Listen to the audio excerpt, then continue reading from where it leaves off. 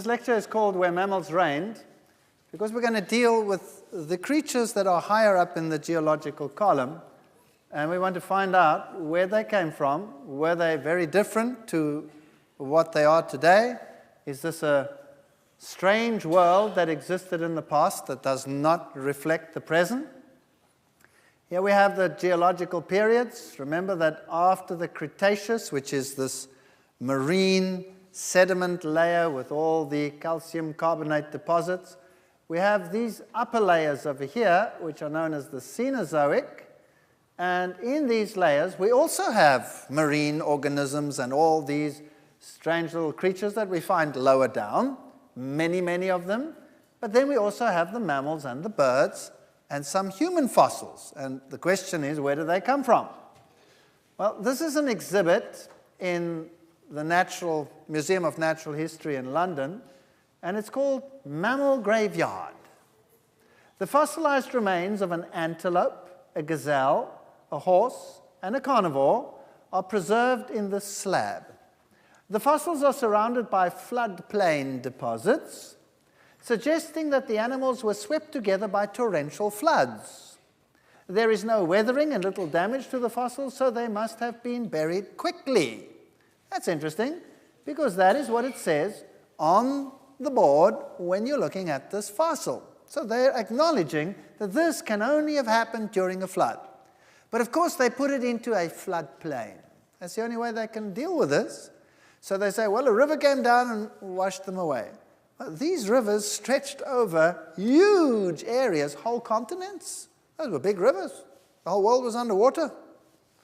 And how would you imagine animals as diverse as herbivores, carnivores, gazelles, all of these things washed together at the same time? If you look at those upper layers, we have bone fragments in stone in the tertiary like this, mammal bones, chipped, broken bones. And you have conglomerates like this. Here you have fossil bones in stones. Look at all of those. It's incredible. What happened over here? Or what about this? Fossil graveyards, where you have thousands of mammals just buried in mass graves. This is not evolution. This is catastrophism. These animals were washed together during a catastrophe. Now, mammals and birds tend to float because they bloat. When they rot, they blow up and they float. So if you can cast your mind to a flood catastrophe where you have creatures floating around up there in the water, rotting away, some of them being buried early, in other words, the full creature, rapidly buried, others floating there maybe for a long period of time, rotting away, disarticulating, and then being buried, and you have these massive graveyards. Now, was this just a floodplain? How would you explain this? Here's another exhibit from the museum, buried alive. These sea urchins, together with some starfish and sea lilies, were buried very rapidly, retaining their spines. Was this an under-ocean flood? Does that make any sense? Why were the creatures under the oceans also buried rapidly?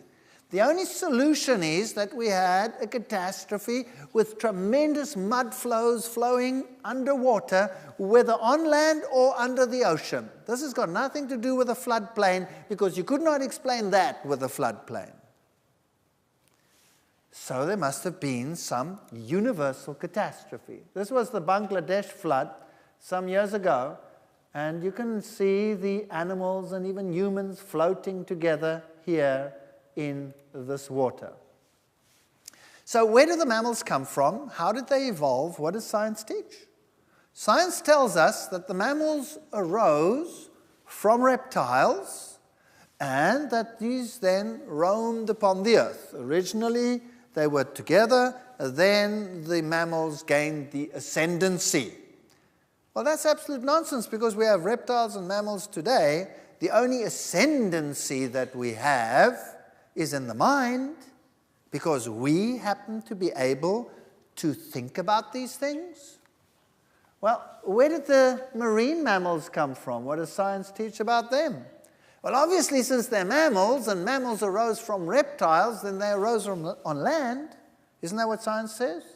So they must have arisen on the land. So how did they get to look like they look?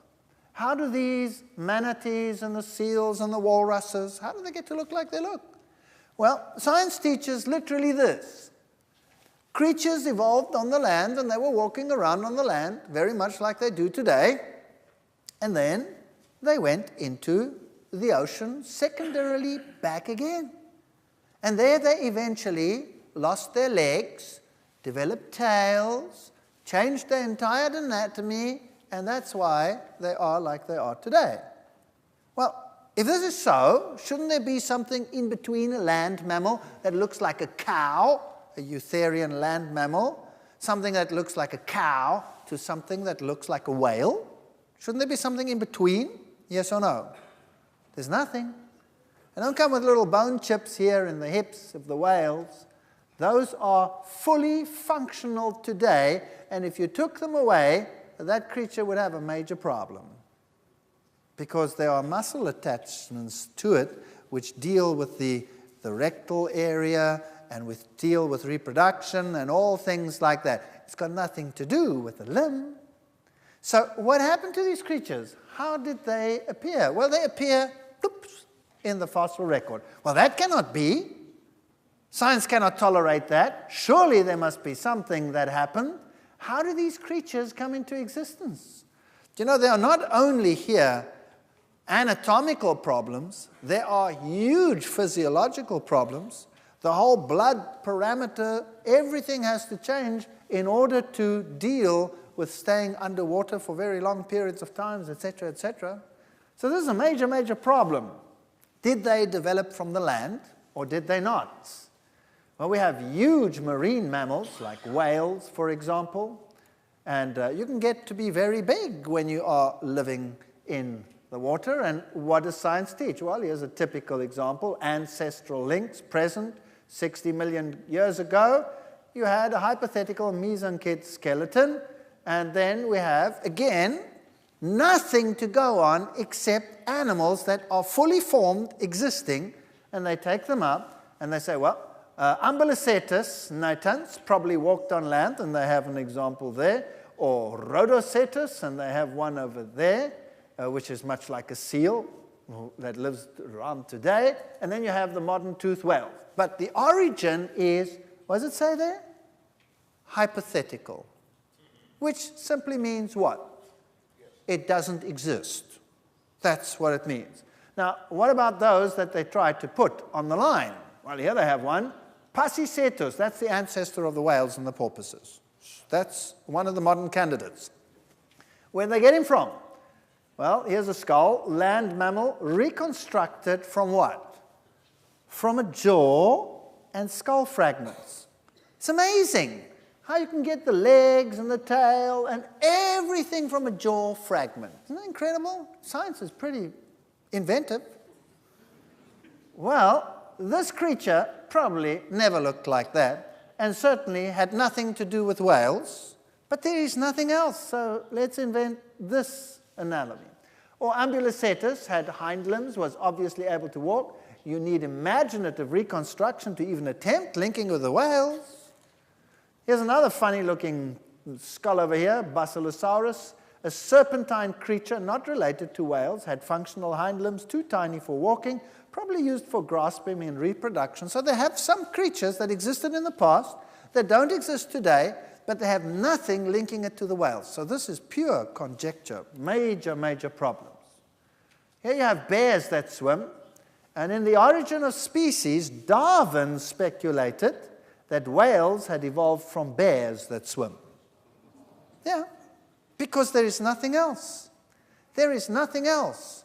Oh, scientists will tell you we have some evolution of where the opening of the blowhole sits. That's just variation.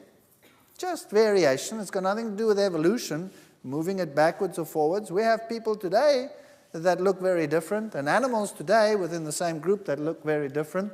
So there is absolutely nothing. When they appear, they appear. Now, here's a study that was done by Raul Esperante of Geoscience Institute on the whale fossils that we find. And this is the order, the baleen whales, the ones that filter all the material out. And here's the other one, the toothed whales. And they did a study at an area in South America, here along Peru, that is called the Pisco Formation. And it's so-called Miocene-Pliocene. And it's got all these whales. Here is a complete area study of what they found. The black dots are incomplete whales, and the red dots are complete whales. Huge numbers of whales just buried over there. And here's the whale distribution abundance in some of the other areas. Just huge numbers. Now, what happens today when a whale dies? Well, he'll get eaten up in the sea, and there'll be nothing left of him. But sometimes whales get stranded. What happens to them? This is what happens to a modern whale carcass. What happens is a whale carcass can sink or float, or it can reach the shoreline. That's the bottom line. Here you have whale skeletons on the coast. What happens to them? Look at the bones lying around. Very soon they are disarticulated, dispersed, and abraded. So you have pieces lying all over today. That's what happens today. That's what you see. Here you have a carcass lying on the sea. Whale carcasses on the seafloor of Santa Catalina Basin. Very soon they become disarticulated, the bones fall apart, and then there are pieces missing. And you have scavengers coming, sharks taking a bite, eating this, whatever. And very soon there's nothing left. That's what happens today. But that didn't happen with the fossils. There they are. Look at that. That's a fully whale. That's a fully formed whale. And here you have 8 whales in a radius of 50 meters, and that's quite something considering the size of a whale. Huge creature lying there, boom, fully formed. Very strange. And then if we look at some individual specimens, baleen preserved, shark teeth associated, but no shark tooth marks on the bones. So other animals were buried together with them, not only the whales. Completely articulated specimen, upside down, both flippers reserved. This creature was buried how? Instantly. What buries a whale in the ocean instantly? Does it make any sense? Certainly not today. Here's another one, upside down, completely articulated, shark teeth associated, but no shark tooth marks on the bones, one limb missing. Buried today. You wouldn't find anything like that today. Bones are well preserved, another specimen. No evidence of invertebrate activity on the bones or in the associated sediment. Well, that wouldn't happen today. If a whale died, the creatures would come and you'd have the scavengers eating all over the place. Nothing. These creatures are just whoop, gone, buried. This whale reached the seafloor with the head almost detached. So if you have a catastrophe and you imagine these things going, being flung around, with such force that some of them are snapped and buried, that makes sense. Here's another one, partly disarticulated, head separated from the body, one limb partially preserved, shark teeth associated, no shark tooth marks on the bones. This was a major catastrophe. Here's one entirely disarticulated. So this was maybe floating a little bit longer, started disarticulating and then buried.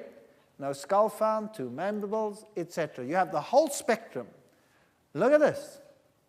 5 specimens with their baleen plates were found. Here are the baleen plates. That's what a modern one looks like. There they are in these fossils, completely intact. Now, what does it consist of? It's the same material as your fingernails or your hair.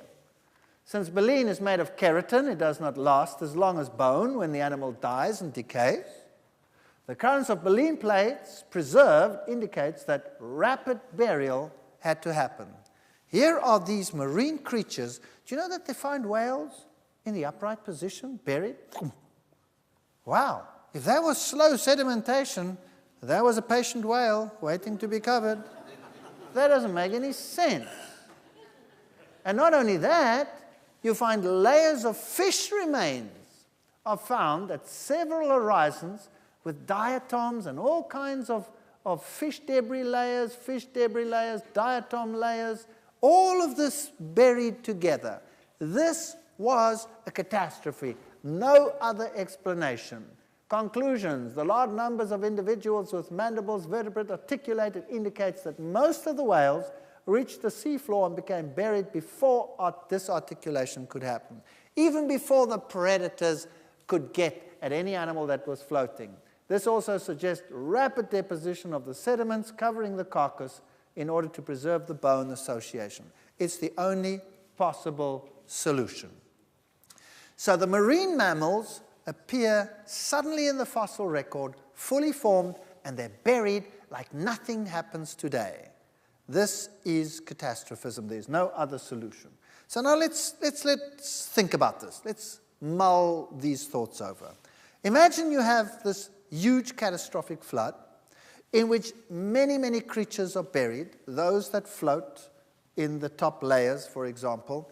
And then after the flood, the waters cover the earth, and you have all these millions of creatures floating in the water with fish debris. Some areas you have huge forest beds floating in the water, and this has to then be covered up again. What would that do? Those that are buried early are buried intact. Those that start rotting and deteriorating, when they are buried in pieces, disarticulated, and you would find whole beds with rocks in them, with material in them, with fish debris in them, with bones in them. That's exactly what we find, as we saw it over there. Now, this is an interesting fossil. This is Persian ironwood. There's the present-day leaf. There's a fossil. This one occurs in the upper layers in, for example, Europe, where it doesn't grow today because it's too cold. So imagine if this water came up from the bottom of the great deep and it was bursting forth. At what temperature would it come out? Well, subthermal water or subterranean water today is hot water. So it's a thermal spring, if you like. So this water could have been generally warm, and the oceans could have had a relatively high temperature, very humid, very much like, your area. Nice, warm, hot environment after the flood. Here we have mammals. This is a bat. When a bat is found in the fossil record, it's complete. It's a bat. There's nothing leading up to a bat, nothing leading away from the bat. The bat is a bat. Fully formed. The only difference is many of these were much larger than those living today. So imagine a very wet world reestablishing itself after the flood. This here is an area in Scotland, which is a very cold country, where you have this lush growth of plants because the Gulf Stream passes by here. So very warm, and so these plants are enormous.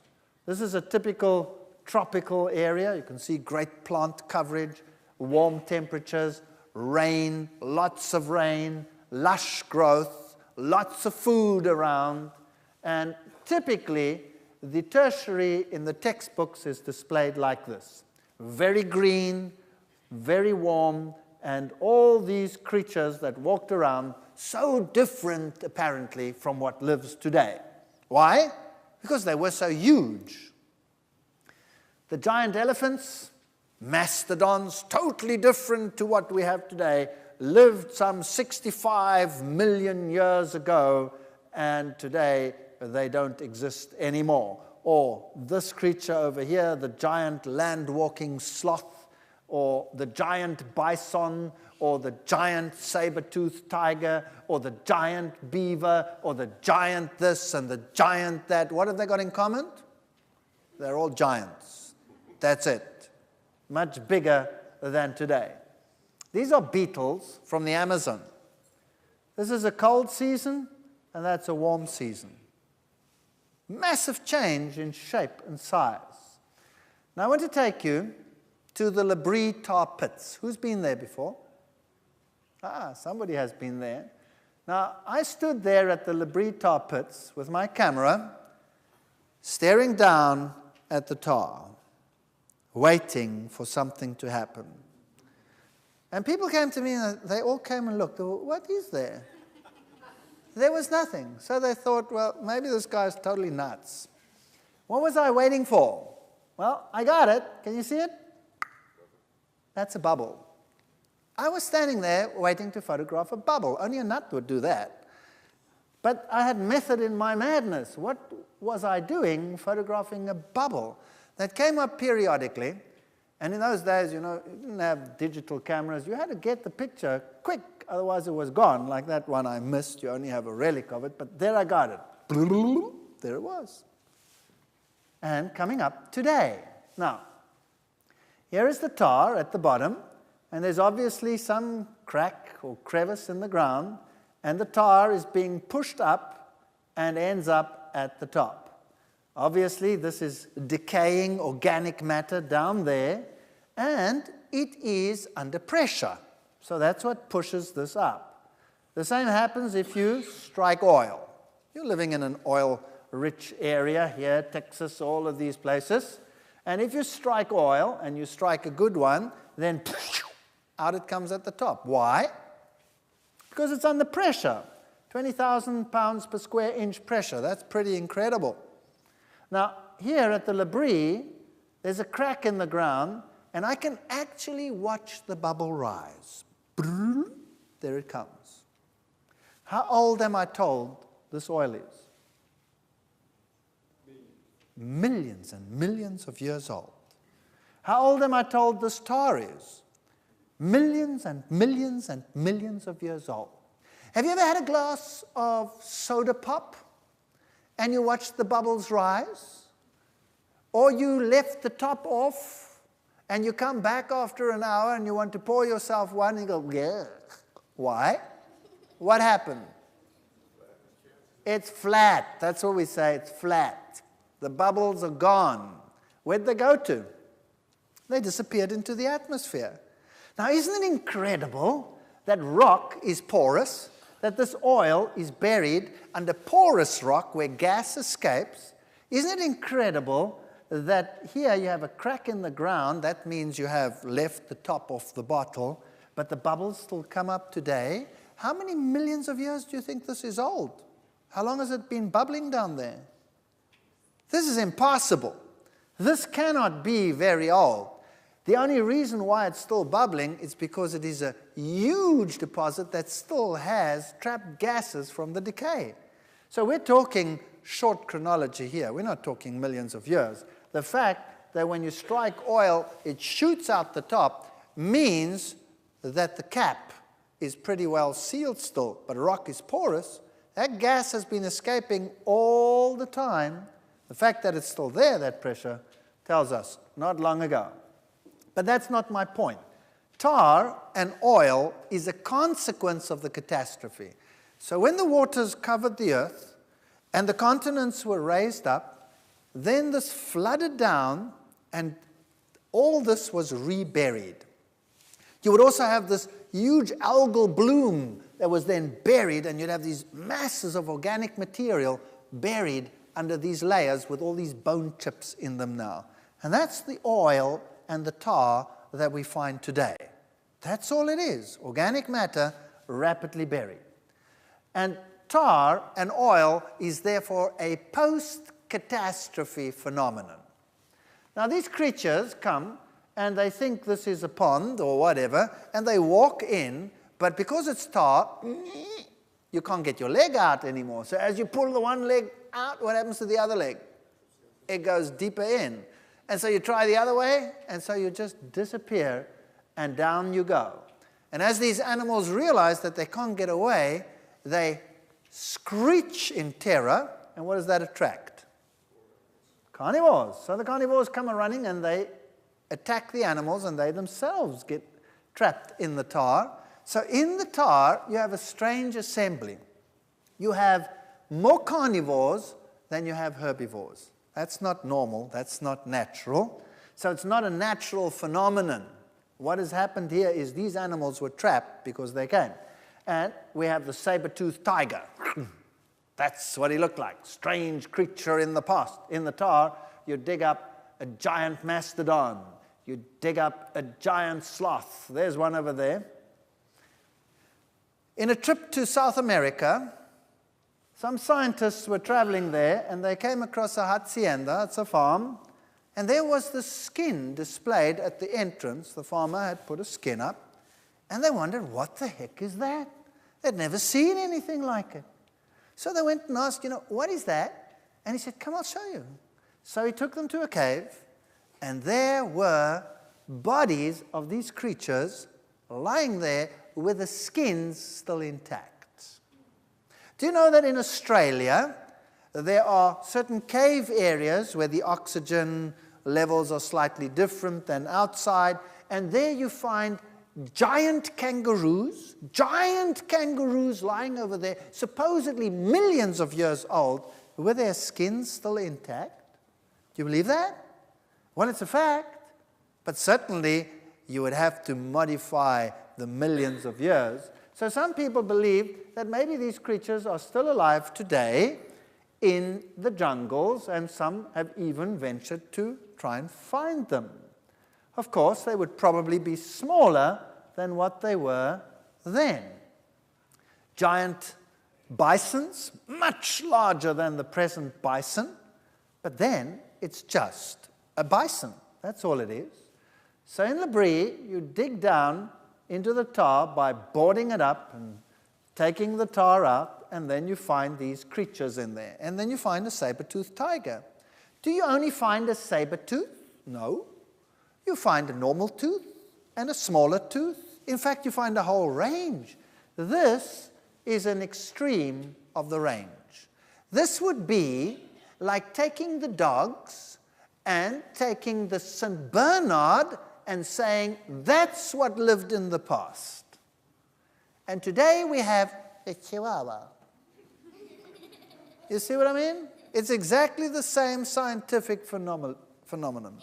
So, actual fact, what they should do is they should put the Chihuahua plus the entire range in between up to the Great Dane down there and say, that's what we found. Isn't that right? But what do the textbooks display? The extreme of the range. Why? Because that's exciting. That's different. That's something we don't have today. Today we have tigers with teeth that look like this. In the past, there was a greater variety. Why? Well, imagine animals taking over on a new world. And you have this vast country in front of you, a whole new world to be occupied. Lots of space, very little competition. When you have little competition, then you have great variety.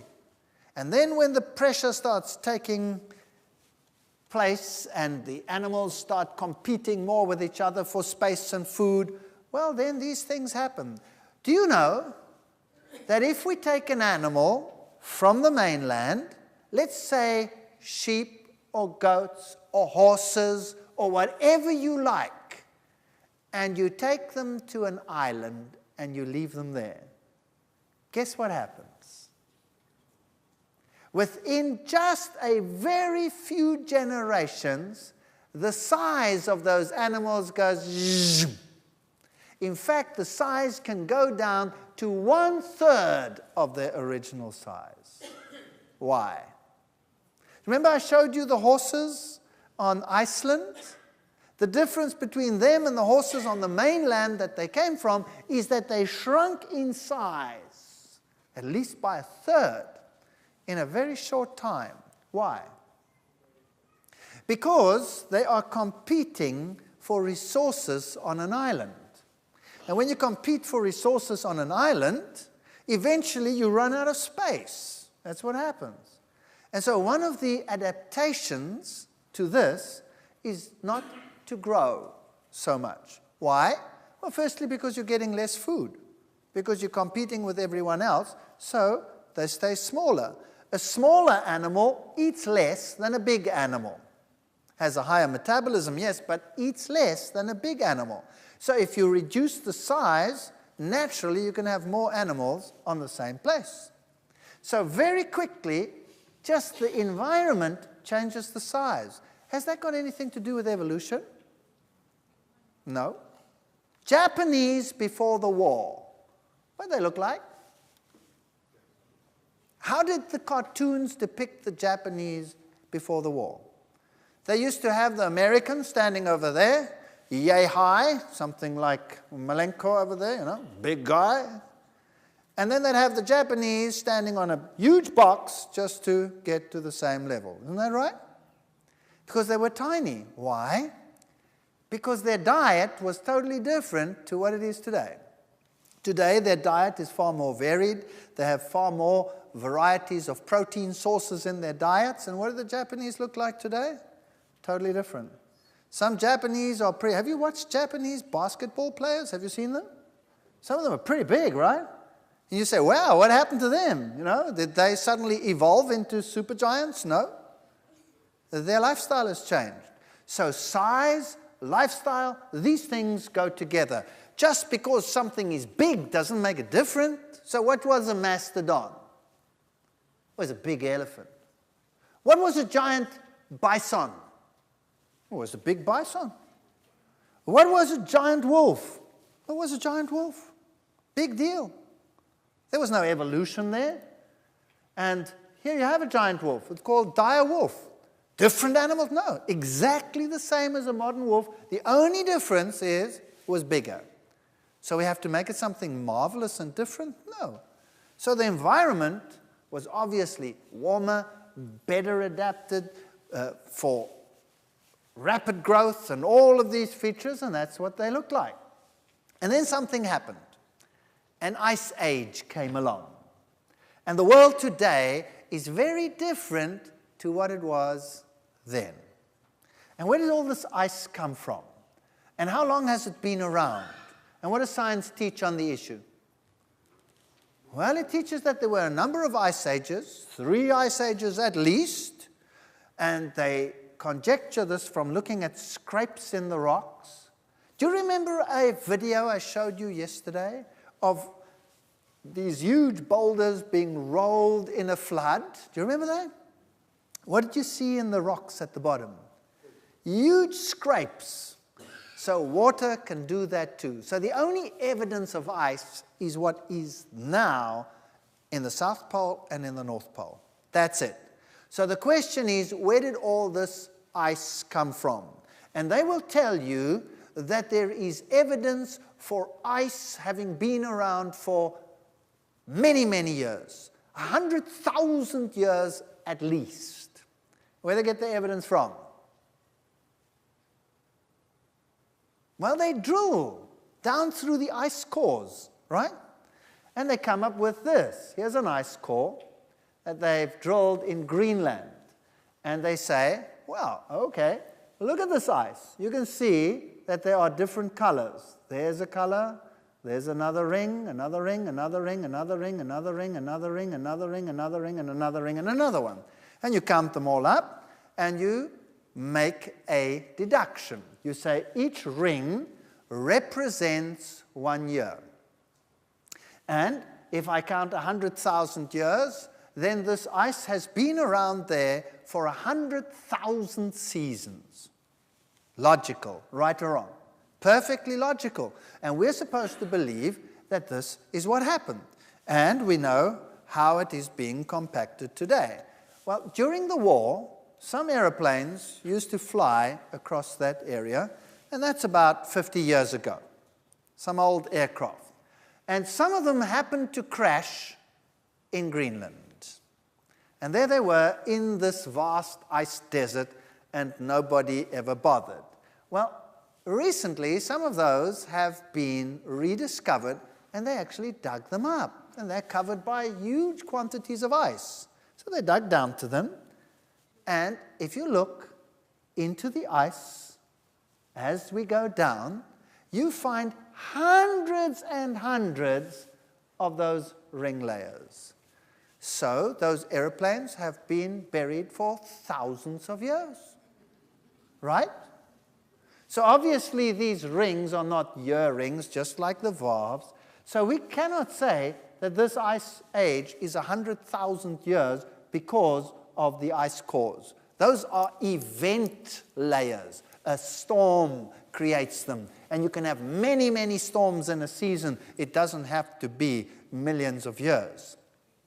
Now, if you have a warm ocean originally, lots of evaporation, and then something happens to make it suddenly cold, what would happen, and how did it happen? This is Athabasca Glacier, and we find this glacier in Canada. It's a huge glacier, and it's not a very good idea to go walking on a glacier, although I did go and walk on a glacier, because you have these glacial rivers. And there's one flowing, and it just disappears suddenly, and it's gone. If you slip, and you end up in that river, you're gone. Nobody will ever find you again. You'll end up somewhere under the glacier. And here are markers of where the glacier has been over the years. And there is a remarkable recession of the glacier. It's just going back. And they discovered that if they calculate this out, then this whole ice age idea of hundreds of thousands of years is reduced to 600 years. 600 years for complete glaciation and deglaciation. Glaciers cause U-tubes or U-basins. So this is a glacial basin up there in the north of Canada. Obviously, the ice was there and the ice was gone. There's a glacial river, there's a glacial lake. Something must have happened to trigger such an ice age. Maybe there were some meteor impacts. It's a possibility. And that caused some cracks and strange occurrences on the Earth. Is there evidence of this? The answer is yes. If you look at the surface of the present Earth, you have giant impact craters. For example, here, the Great Arizona Crater. You have huge craters in Siberia. You have enormous craters all along and meteor impact sites in Africa. And the Earth must have been bombarded. But you don't find meteors in any of the rest of the geological column. So it doesn't seem as if this existed before. It's all on top. And if you look at these craters and where they occurred, this must have really caused some catastrophe on the Earth. And maybe this was the cause of the great volcanic eruptions that must have existed in the past. One little mountain, Mount St. Helens, put so much dust into the atmosphere that the world temperature average dropped by 1 degree centigrade because it shielded the sun. Krakatoa was 4 times as strong, 4 times as big as Mount St. Helens, and Krakatoa dropped the world average temperature by 4 degrees centigrade. One volcano. What do you think 80,000 volcanoes going off at the same time would do? Can you imagine it? Can we even imagine it? If you go to Washington State, you have all this lava lying on top, huge districts of lava. You have these great volcanic dikes. Everything's on the top. And there they are, volcanic dikes, great volcanic activity. There was the explosion of one volcano, Mount St. Helens, 500 Hiroshima atomic bombs going off at the same time. And that was a Mickey Mouse volcano, tiny compared to the others. Now, here is the Great Ring of Fire, where you have all this great volcanic activity. Then you have the mid-oceanic ridge in the Atlantic, which ends up in Iceland. Huge quantities of dust being blown into the air. What would that do in terms of the temperature? Well, it would totally shield the sun for a while, and you would get a massive drop in temperature. And if you have warm oceans, you'd have lots of evaporation and sudden cold, and you would get ice. And glaciers would form and rush and expand across the continents, but all along the coasts, what would you have? Nice, temperate, warm climates. Just like in Scotland, I showed you those lush growths in this icy country where the Gulf Stream is nice and warm. So if you had elephants living in Russia, for example, where would the populations be able to survive? They would be able to survive in the north, up against the ocean, which is warm, and they would survive in the south, where it is warm. So there must have been 2 elephant populations separated by huge glaciers which covered the land. And we have evidence of these animals living in this cold environment. Here's Burning Mountain Nature Reserve.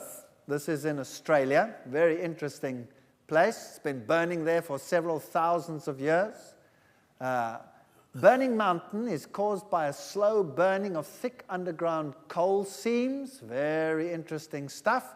And it's a reasonable estimate of the fire's duration would be about 5,000 years. Very interesting. If you go walking over there, you see this evidence of all this heat and volcanism and crashing down of area where the material has burnt underneath, and all this burnt material coming out from the bottom, and the sulfur appearing at the top would have been the source of the travelers' speculation, explorers. All of these peoples were there. Mysteries and legends are there about Burning Mountain and what the pioneers have said. And there you have this great evidence of something burning underground. And of course, the kangaroos love it. This is kangaroo dropping. They think this is a heater in the middle of the night. You have great cavities in the ground there. The stench sometimes is unbelievable. That's why you close your nose. And the mammoths reigned in that time period. So here were these creatures in this area when there was this great volcanism, great ice started to form, and the populations were cut in two. It's just a theory. And then they developed this long hair. Here's another interesting story, the story of Dry Falls. These cliffs are skeletal remains of what was once the world's largest waterfall. They bear stark witness of the tremendous power of catastrophic floods that swept over eastern Washington at the end of the last ice age. The falls began 20 miles to the south, but receded upstream through powerful erosive action. The retreat of the falls gave birth to the canyon below, etc., etc. Science today admits that this was a catastrophe. You know, a few years ago, they didn't admit this. It took millions of years for these things to form. So suddenly, modern science is beginning to realize that things in the Ice Age also could have happened rapidly, needn't have taken millions of years. So these great falls over here didn't take millions of years to carve this. Now, what about these creatures? There they are today to be found trapped in ice. Mammoths trapped in ice. What happened? Now, you see, when the ice is present in the Ice Age, and the oceans are warm, then there's food in the north and there's food in the south. In England, we find reindeer, hippopotami, crocodiles buried in the same region. Now that's very weird. That's what we call a disharmonious fossil assemblage. Creatures that don't belong together, buried together. But if you imagine this cold period, pulling the animals further south, so the cold-adapted ones like the reindeer, and along the ocean, still warm, then you could get this all together. That seems to make sense. Now, when you dig these creatures out of the ice, they are today still very much intact. And you can dig them out, and some of the meat is still edible, like this creature over there, totally edible. So when did they live? If the meat is still edible, how old are they? Millions of years? How long can you keep your meat in a freezer? They say a year, then you should throw it out. Well, dogs can eat this stuff still. So how long have the mammals been around? How long have these mastodons been around?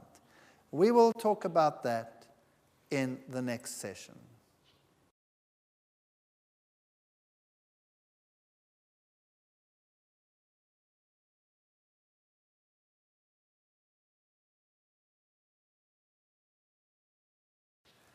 We were talking about these mammals, these giant mastodons that lived supposedly millions of years ago. And there they are, trapped in the ice in the north in Siberia. Now imagine this scenario. When ice melts, it absorbs a huge amount of energy in order to melt. That's simple physics. It is far easier to warm up water than to change it from one state to another. It absorbs huge quantities of energy. So we see that the ice receded very rapidly. We see this in the glaciers. And as this ice melts, it absorbs huge quantities of energy. And ice that melts is fresh water. So this huge meltdown would have rushed down the coasts into the oceans, and being fresh water, where would it end up? It would float on top of the ocean, because seawater is more dense than fresh water. So originally it wouldn't all mix. A lot of the fresh water would be on top. And at night it gets freezing cold. What happens to that water? It freezes. And so during the melt phase, suddenly there was a giant freeze, and everything froze up. And the oceans that were the source of life up there in the north, and that gave this lush vegetation all along the coastlines, suddenly froze up. And the world became an ice world in the north, because that's where it would then be colder. And the animals walked, and they were buried, and they ended up in the ice. And science tells us that these creatures lived there some 60 to 40 million years ago. But then they had a problem, because with the evolution of man, they put the evolution of man at about 3 million years, 3.5 million years, with modern man being around some 1.5 million years. And unfortunately, they found spear heads in the mastodons. Oops, big problem. What do you do? Well, you could either take man back to 65 million years, 40 million years ago, or you would have to do what? You'd have to bring the mastodon forward 65, 40 million years ago. Which one of those two you think they opted for? Obviously bringing the mastodon forward. Why? Because obviously we're the greatest thing on the planet, right? We must be the latest. So we were there last, so everything else must shift up if the theory doesn't fit anymore. Can you see how they can take 60 million years and throw them in the waste paper basket, just like that? If the proof shows that they must. Well, they had no choice, especially when they found cave drawings in France where there's a mastodon. So man obviously was there when the mastodon was there.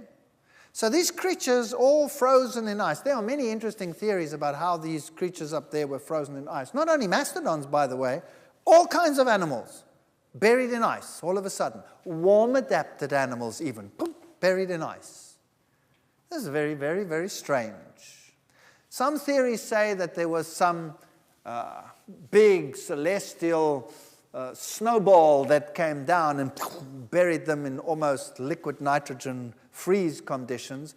But if we stay here on Earth, then, we can have a pretty logical theory as well as to how it came about that these creatures were buried in ice. And definitely man and these creatures were contemporaneous. Again, that blew their theory right out of the water. So let's have a look at the dawn of man. One thing is for sure, we don't have the propensity of fossils for man that we would expect. Why not?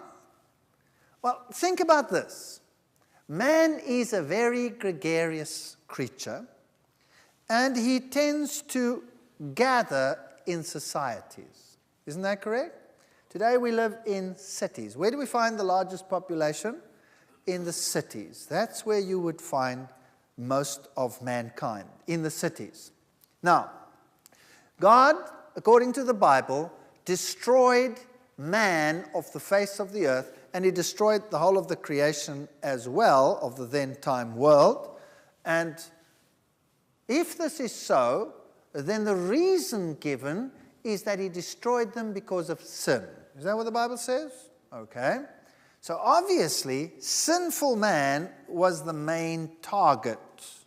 The rest is there as evidence because the animals were everywhere, but man was relatively localized, except for those that, like today, like to live in the outback, but they would be scarce. Now, where do we find the greatest evidence of the flood today?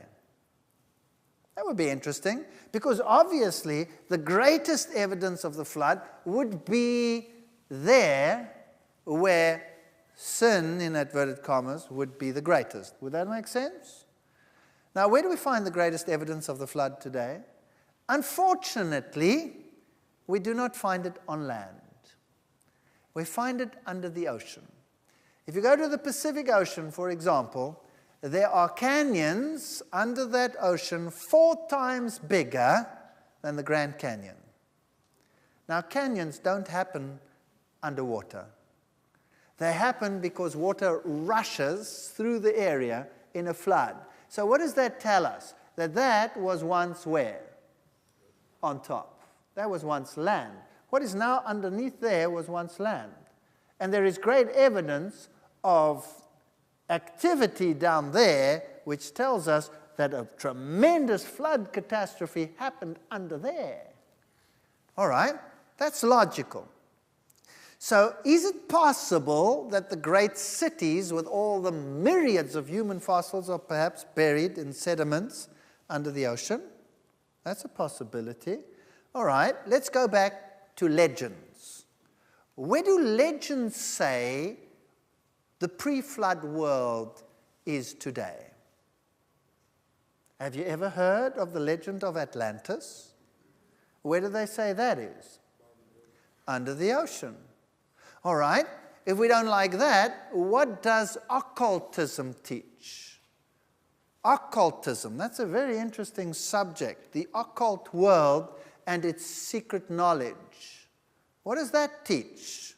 Where were the ancient people and where are they today? They are buried under the sea. That's what they teach. That's what occultism teaches. If you get the great books of Masonry, for example, the great articles that they have, they will tell you that they were under the sea. That's very interesting. So what we have is a scattering here and there, with a great bulk of them not there. The animals you would have everywhere because they were everywhere, except perhaps in a large extent where man lived, just like it is today. You don't have elephants and lions and reindeer running through the streets of New York every day, do you? So why would it have been different then?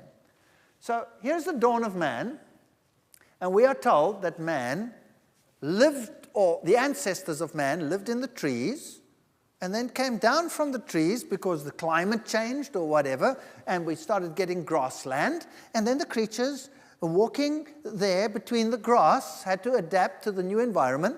They couldn't look over the grass because it was too tall, so they stood on their hind legs to peer over the top.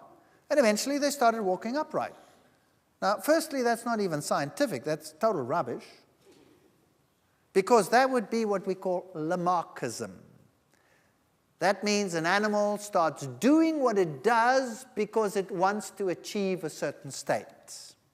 We'll talk about Lamarckism and Darwinism in another lecture. It's not scientific. But nevertheless, that's apparently what happened. And modern humans look like this. And there was some transition from the state of walking on all fours up to the upright gait. And the world would like us to constantly be reminded where we come from. So, How Man Began was a Time magazine article not too long ago, and they show a man over here, and notice again the scratches and the blood. Why? Because it shows his primitive nature, his vicious, primitive, diabolical past. That's what it shows. And here, he had an article in Time magazine, a previous one, How Man Began, and 2.5 million years ago.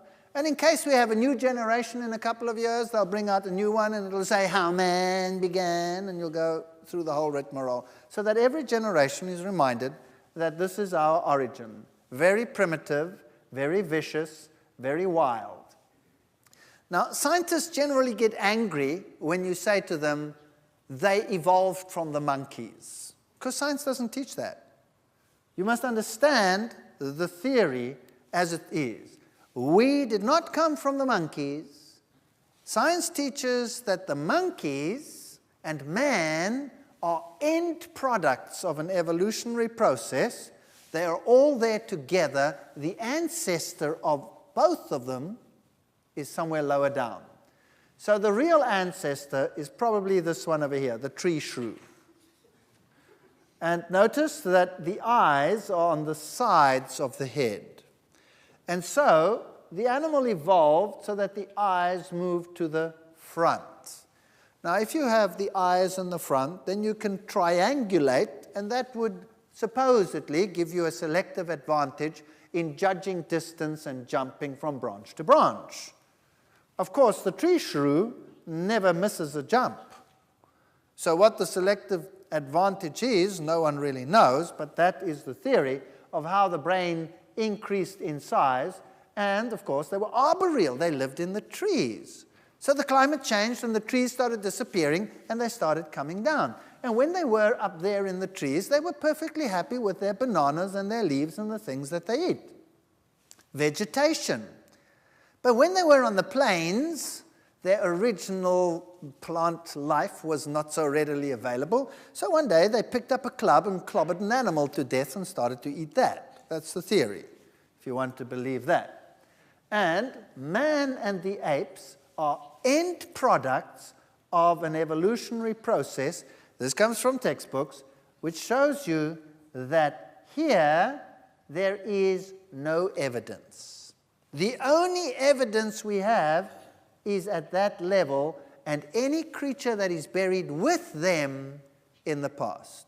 So all the fossils that we have, and this is very important that you realize this, all the fossils that exist occur together with man at the same time.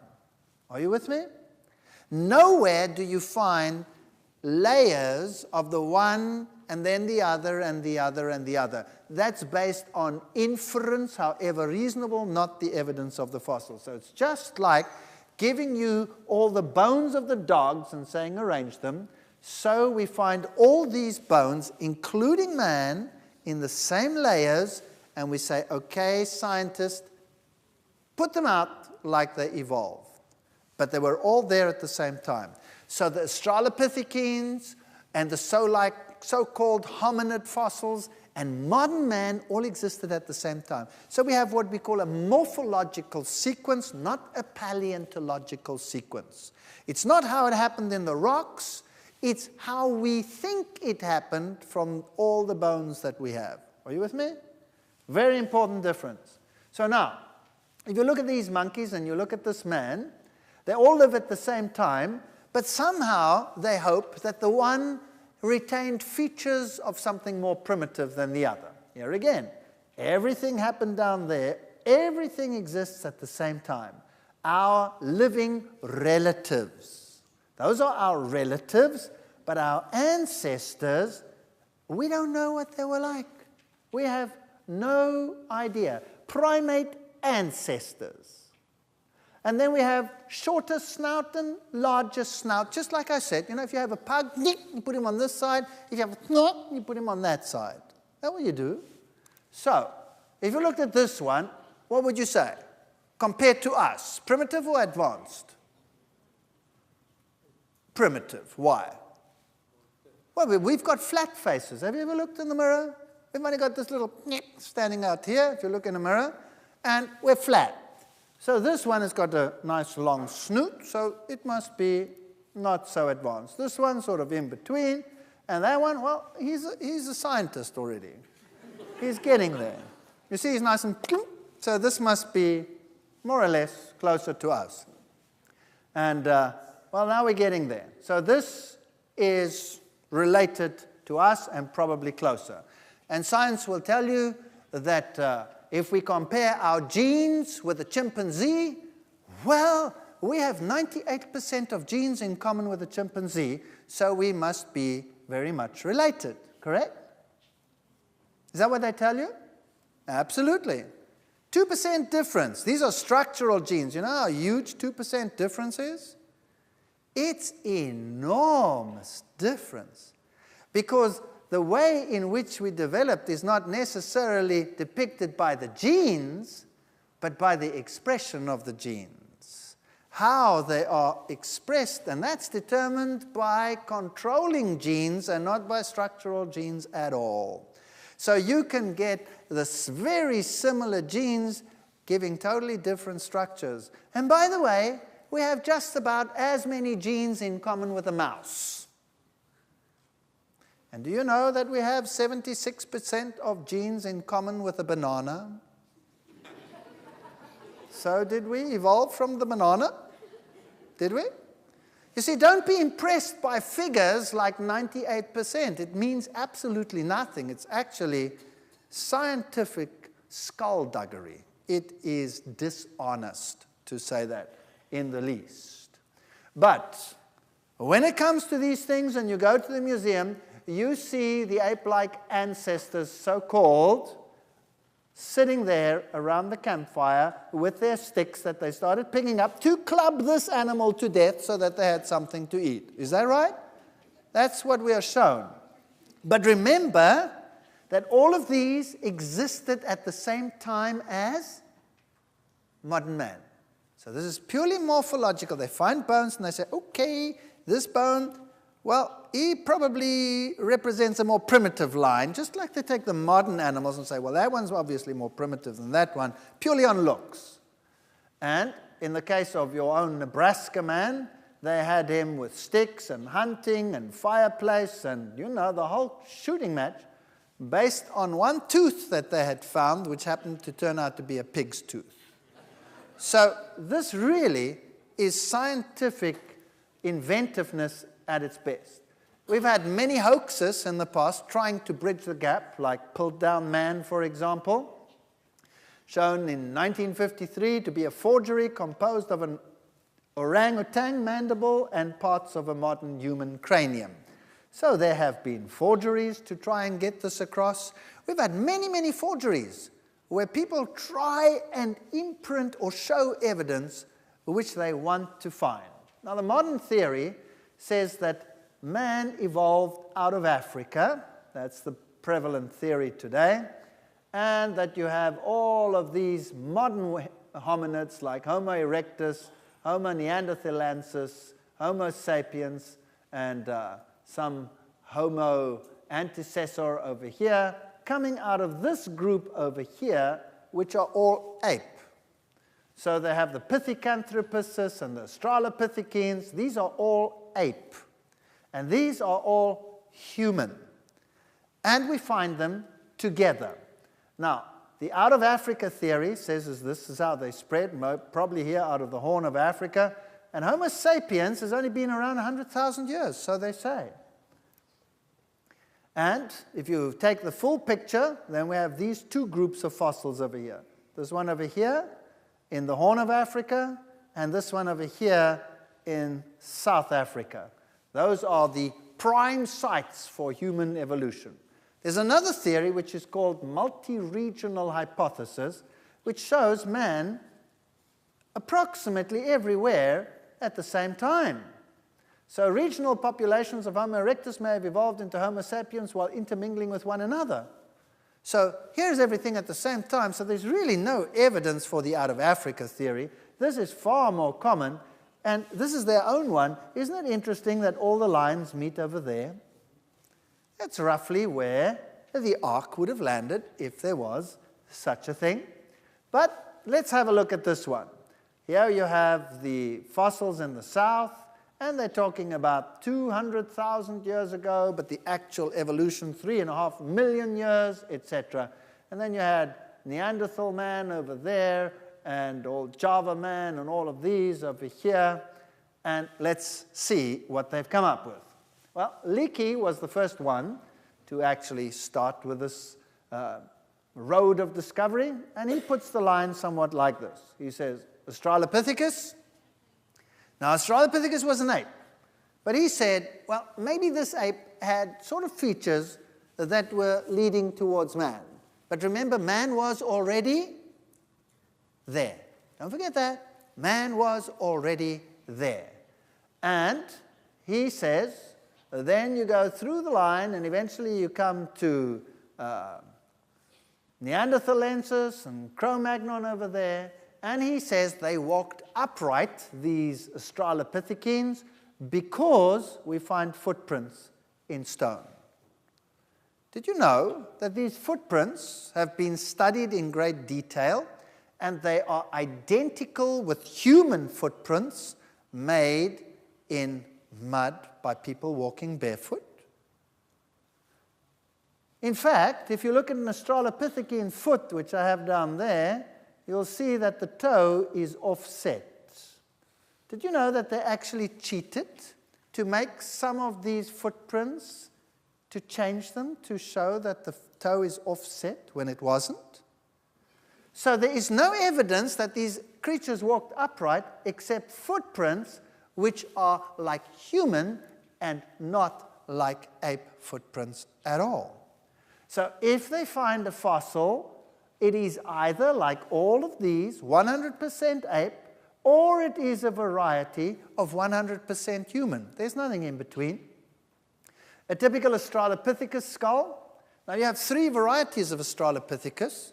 Australopithecus afarensis, Australopithecus robustus, Australopithecus africanus, which says basically an ape from Africa, an ape from afar, and a robust one. Now the robust one has a ridge on top of his head, and the others don't. That puts him into a different category. Did you know that the male gorilla has a ridge and the female doesn't? Are they two species, the male and the female? Obviously not. So they were all just apes. And if we look at the way in which the skull is put together, has there ever been anything so completely found that they could put it together? No, it's always pieced together, like this one over here. This is the famous skull 1470, also pieced together with pieces missing, but no full skeleton to go with it. So you can't tell whether it walked upright or whether it didn't. You only know that this is 100% ape as far as the skull goes, and the rest is pure conjecture. This is Johansen. He's the one who found the famous Lucy. And he says, well, she is the prime candidate. Lucy was tiny, and there are scientists today in the literature which say Lucy was nothing other than a pygmy chimp, because she was 100% ape. But how do they depict Lucy in the museums? This is the Museum of Natural History in London. Notice the footprints again. Lucy walking there with a child on her. Is Lucy more closely related to humans than other Australopithecines? Notice it's just an ape. This question is still, what does it say there? Today in the museum, where the greatest paleontological scientists in the world today reside. This question is what? Still unanswered. Partly because each kind of Australopithecine has unique features that could link it with human beings. Of course, they were contemporaneous with human beings. Human beings were already there, so this is no evidence of evolution. These were just apes. Did they walk upright? No evidence whatsoever. Oh, no, but they show them gathering sticks and making things and doing all of this from what? That skeleton? That's what they've got. Now, the head is 100% ape. The arm-to-leg ratio, they say, is midway between a human and an ape. You see, apes have a leg-to-arm ratio of about 1:1. That means the leg is as long as the arm. And humans have a leg-to-arm ratio of 1 to 0.75. So the arm is only 3/4 as long as the leg. Now that is the average ratio. Now Johansen worked this out and said the ratio here is 1 to 0.87. That's sort of halfway between apes and man. Hello? There are pieces missing there, pieces missing there, pieces missing there, pieces missing there, all over the place. How does he work that out? How does he work that out? But he says that's not the only evidence, so let's forget it. By the way, Johansen is has a big problem, especially with me. Have you seen my arm? It's very, very long. So I must be some intermediate hominid. Some people just have long arms. I can't help it. But it's good to keep trouble at arm's length. Now, he also says this hip over here tells us that she walked upright. Unfortunately, not with that one, because with this one, she actually walked like an ape. But he says this hip must be twisted. And if we twist it a little bit, then she could walk upright. Not with this one, but if we twist it, we could. And he says it must be a twisted hip. But of course, there is no other hip to compare it with. Can you see? So all we have is a hip that makes her walk like an ape. Now, why does he say it's twisted? Well, because of the knee. The knee, you see, is more like a human knee. That's the only piece of the fossil that is like a human. But do they tell you in the textbooks that they never found the knee with Lucy? That they found it in totally different deposits? That it doesn't even belong to this fossil? No. They just added it for convenience. Now remember, man and apes were contemporaneous, yes or no? So what's the big deal with finding a human knee? Because in this area, we find humans and Australopithecines together. In Olduvai Gorge, you find evidence of human activity as well as these creatures. So what happened over here? Let's go to Sterkfontein to see if we can find some solutions. Sterkfontein is the group of caves in South Africa, in the Witwatersrand, and there these caves are. And there you find some interesting fossils. This is Robert Broom. He was actually one of the first biologists of the university where I did my undergraduate studies, Stellenbosch University. Very famous man. There he is with Jan Smuts. Great interest these gentlemen had in the origin of humans. And he found the famous Mispless fossil. All right, here are these caves. You go down into them. You have these beautiful stalactites and stalagmites. And there you have these fossil bone chips. This was our trained guide. And he is supposed to explain all these things as to what happened here in the past and all these things and how this evolution took place. And I took this man aside and I said to him, excuse me, I actually took him on tape, but it's Afrikaans, so it won't help if you won't understand him. I said, do you believe that you come from all of these? He says, no, not me. Great. And here, my friend is pointing out some of these bone chips, and if you want to know what my wife looks like, that's her. I see her once a year on this picture. And here you have some bone chips over here. You would imagine that maybe, these are buried in these layers down here, showing great time in the past. No, not so at all. You have this huge slide coming down, and let's see what they say. South African cave deposits contain bones of animals collected by many different agents. Some bones are, what does it say? Washed in from the surface. Others are dropped down shafts by leopards feeding on prey, which they bring to overhanging trees. Hyenas bring bones to their young in dens within the cave, and porcupines accumulate bones on which they gnaw. Owls, etc., etc., etc. So all these fossils were brought in. They're not in layers over there, and most of them are washed in. And there you have all these interesting fossils that they find in these caves. Let me take you to the museum there. Here's this famous skull of the Taung child found in South Africa in 1924, but it's an Australopithecine. And every now and then they find another piece of Australopithecus, and Time magazine rages and National Geographic goes berserk. Ho-hum, it's just another Australopithecine, it's an ape. So they find a little piece of toe, big excitement. Here it is, 2.6 million years old. Mrs. Pless. There she is. She's almost like a philosopher, right?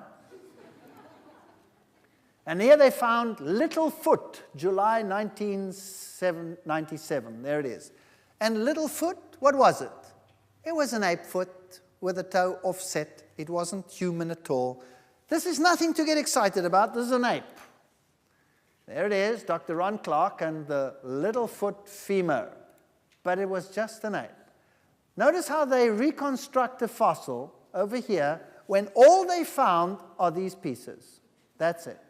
The rest is purely put together. And here you have Paranthropus, a flat-faced ape man with a very low forehead. This is what they look like. From these bone chips. Or hips. Many ape men found at Sterkfontein, and they have all these hips. Now, they will put the hips down, and they will show you how the human hip evolved, from a narrow hip to a wide hip.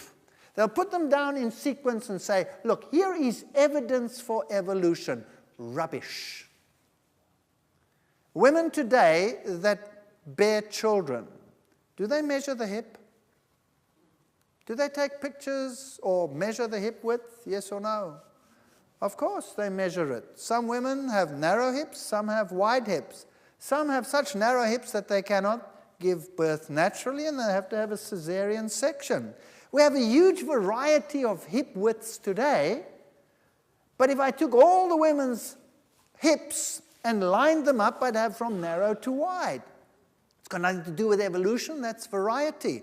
Just because it comes out of fossils doesn't make it anything else. Here's Neanderthal man. This is how they depict Neanderthal man, and these are the rocks. Here is a Neanderthal grave site, remains of Neanderthal child found buried at Teshikshas in Uzbekistan. The body was placed in a shallow pit. Pairs of goat's horn had been placed around it. A fire had been lit beside the grave. I've spoken to scientists in the East Bloc countries who tell me categorically that they think that this Neanderthal line is still around today. No big deal. In many of the human races we find it. This is human, nothing other than human. There's a Neanderthal skull from a grave. They buried them with flowers. These were humans. But we are told they looked like morons. Here they are, and these strange features. Now, this particular type fossil actually was of an old man with bone diseases. And besides that, you know, in the past, perhaps people got older than today. Perhaps they did. Perhaps they lived a different lifestyle. What happens when we get old? Do we retain our youthful features, or do they change? You see, the bone grows and we get greater brow ridges. So older people, old skulls, look totally different to young skulls. So these variations could just be simple variations in age and have nothing to do with evolution. And from a few fragments, you're going to reconstruct something like this from an old man who had rickets. Here they put a Neanderthal in a suit in a German museum. And there you have an Aborigine. Now, this is one of the saddest stories in the history of mankind. Did you know that in the 1940s, and I'm going to date myself, I was born in that time, you could get a license from the British High Commissioner in Australia in the 1940s still to hunt Aborigines? Did you know that? On what grounds? On what grounds? On the grounds that they were evolutionary inferior organisms. Darwinism condemned them to death.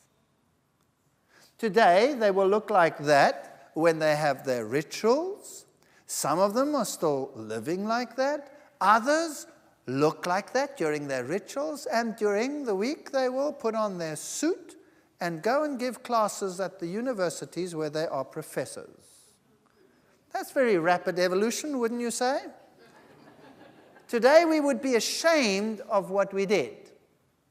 If we would realize that the differences we have is variety. What would happen today if someone saw a lady walking with a chihuahua on his chain and walked up to the chihuahua and went squash? That's an evolutionary, ancient, inferior organism. What would happen? A hue and cry like you cannot believe, because this is a highly advanced little pet creature. That's what they would say. Or what if you did the same to a St. Bernard and said that's an evolutionary outcast because it's different to the others, when each of them just reflects a variety within the gene pool. It's got nothing to do with evolution at all. So perhaps the races that we have do the same thing. I'll give a whole lecture on that coming up. Don't wait. But don't think that evolution hasn't taken its toll. We find some very interesting fossils of humans. These are Grauballer and Tulland man. We find them in tar pits. And some of these fossils are huge. Some are 2.5 meters tall. Wow. Were things very different in the past to what they are today? We find some of these buried with gold trinkets. So obviously some of them were even sacrifices to sun deities or whatever. And if we take a look at American fossils of Indians, for example, from graves, then even magazines that want to propagate evolution say it challenges our traditional model of hunter-gatherer societies that they have such intricately woven clothing which shows some form of technology. What about the Iceman's secret? Well, he popped up and there he was, and science went crazy. New evidence, new this, and then suddenly, whoop, nothing. Why? Because he was so incredibly ordinary and even had marks of operations. So suddenly he disappeared. We have fossils of mummies, for example, and not a shred of evidence that anything really dramatic has changed. When we come to the human evolution, the different races, we'll talk about that in a future lecture. Evolution comes to life. This is Scientific American telling us how it happens. Let's say they find a bone fragment. Then they build up this fossil from a bone fragment. And they call it forensic science. And they use the most modern techniques. And then they'll put the flesh on it, and then they'll put the skin on it, and then they'll put the hair on it, and the looks on it, and you can see he looks like an idiot, right? Why? Because he's supposed to look like that. He's supposed to be some ancient creature predating modern man. Now, forensic science is a perfect science and an exact science. But you have the whole skull, and you reconstruct on the whole skull. You don't have a tooth, and then reconstruct the skull on the tooth and say, okay, this is what this beautiful woman looked like. Yes or no? Does it make any sense? No. Yeah, they have a bone chip, and they reconstruct it to look like that. Did they know he had long hair from a bone chip? Of course not. But this is the primitive notion. This is what we are led to believe. On what evidence? None. Absolutely none. And these are the pictures which we are shown. So this would be Adam and Eve. This is what they would look like. Well, this is interesting. There's Eve, as science says she looked like. Genesis 1 verse 27, so God created man in his own image, in the image of God created him, male and female created he them. I asked the young people, help me out here, I'm an old geezer, just help me out. Which are the coolest women in the world today? And they said, oh, Mariah Carey, Beyonce, and Avril Lavigne. I said, okay, there they are. I put them on the screen for you. Each of them, and they represent different races as well. And I must admit, pretty nice looking women. Pretty nice looking women. So now, Genesis 1:27, so God created man in his own image. In the image of God created he him, male and female created he them. Fascinating story. Fascinating story. Did Eve look like that? Or does this reflect a little bit of what Eve might have looked like? What do you think? The choice really is yours. Either we have a noble origin, or we come from the slime pit all the way through to modern man. That's the choice we have. Either we are sons of the Most High and daughters of the Most High, or Eve looked like that? I'll tell you something. If that was Eve, I would still be running. And there would be no prosperity, no posterity either. There would be no offspring because I would never get near to Eve, that's for sure. So if this is correct, and God created man in his own image, and in the image he created him, then imagine a world that was perfect, and a world that was covered in the most beautiful vegetation, and yet these magnificent animals on there. Well, this raises a whole pile of questions.